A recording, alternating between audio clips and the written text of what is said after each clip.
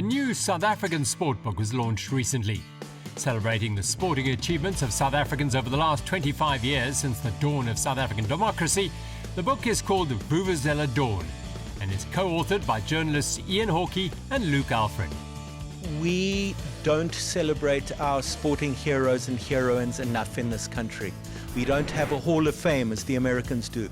We don't have museums. There should be a museum.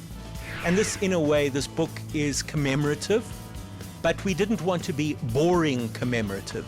We wanted to tell some exciting stories commemorative. So we superimposed telling a good sporting story on a reference element, a commemorative element. And so we have Vuvuzela Dawn. Vuvuzela Dawn highlights many of the great sporting moments that captured the South African public's imagination. It does so in a creative and dynamic way that keeps the stories fresh and alive, as Luke explains.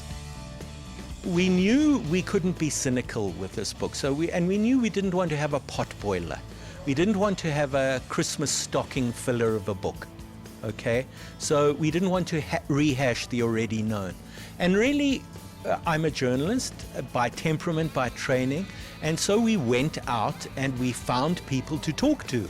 And it's very interesting, you go back to people who, Vuyani Bungu, who won his world title in 1994. Vuyani doesn't get spoken to very much anymore. He was only too happy to share his memories of Mdatsane, Mzimguni, growing up, struggling, the fights against Kennedy McKinney.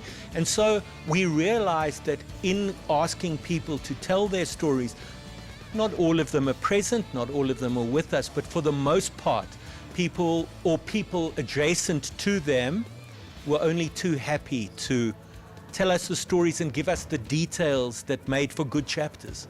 Not all the stories are about winning and celebration. The rise, fall and ultimate death of Hansi Cronje and the infamous Kamp Stahldraht saga are two such stories that were tricky to research and write, as Luke tells us. Stahldraht wasn't easy to do because it's about pain and it's about loss of life and it's about humiliation and degradation. It's not easy.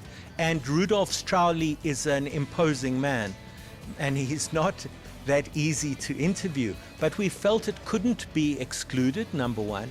And secondarily, I think Stahldraht is evocative of a zeitgeist, perhaps, a psychological moment in South African rugby. It's how South African rugby was thinking. So Stahldraht really is the instantiation of a collective rugby paranoia in the early 2000s. You see that with Adrian Haynes, bugging devices. South African rugby is actually sort of retreating back into the lager. And we didn't just want to tell good time, positive stories. And if you look at the structure of the book, those hard times sections are in fact the pivot. That's the third section.